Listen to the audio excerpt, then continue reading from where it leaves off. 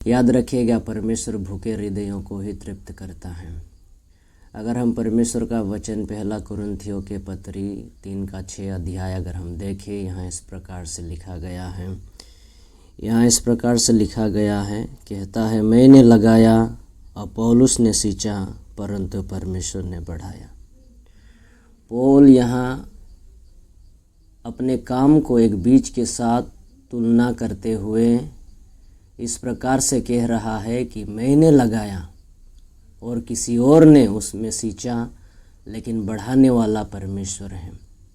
पौल अपने काम को एक बीज के साथ दर्शाता है कि उसने अपने काम को एक खेती के तरह उसने बीज को लगाया, लेकिन बढ़ाने वाला परमेश्वर है। आज मैं ये बताना चाहता हूँ कि आज आप अपने जीवन में अगर आप परमेश्वर की ओर से बढ़ोतरी को देखना चाहते हैं, इंक्रीज को देखना चाहते हैं, तो आप बीज जो परमेश्वर ने आपको दिया है उस बीज को आपको बोना आवश्यक ज़रूरी है। क्योंकि अगर आप बीज को नहीं बोएंगे तो फसल भी आप अपने जीवन में नहीं देखेंगे। वचन हमें फिर से कहता है कि मनुष्य जो कुछ बोता है वही वो कटेगा।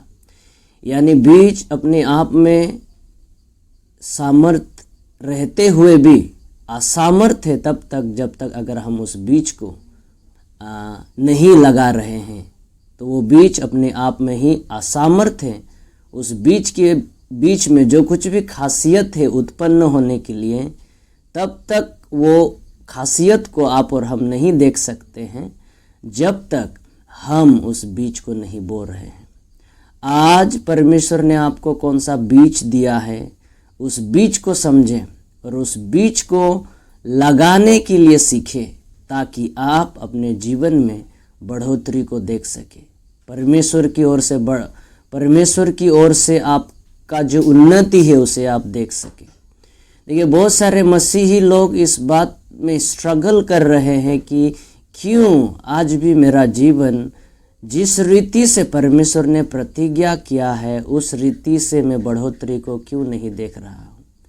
देखिए, इसमें परमेश्वर का गलती या हम अपने आप में जांचना है कि जो पार्ट हमें अपने ओर से पूरा करना है, जो भाग हमें अपने ओर से करना है, उसे हमने किया है कि नहीं। वचन फिर से इस प्रकार से कहता है कि परमेश्वर बोने वालों को बीज देता है। यानी हम बोने वाले हैं और परमेश्वर हमें बीज देता है।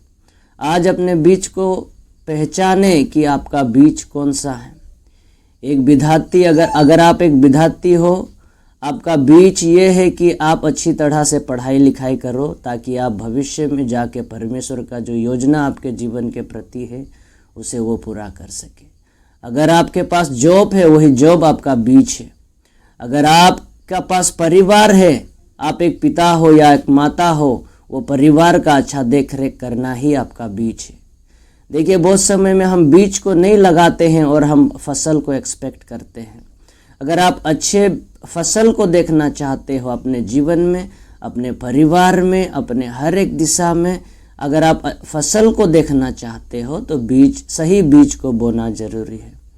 आप अपने शरीर को, परमेश्वर ने ये शरीर आपको दिया है, अगर आप अच्छा स्वस्थ शरीर हो के रहना चाहते हो तो ये शरीर का देखभाल करना ही आपके लिए वो बीज है। जब आप अपना शरीर को देखभाल कर रहे हैं, बढ़ोतरी देने के लिए परमेश्वर तैयार है। यहाँ वचन जैसे हमने पढ़ा, परमेश्वर ने बढ़ाया, बढ़ाने के लिए परमेश्वर अपनी ओर से तैयार है।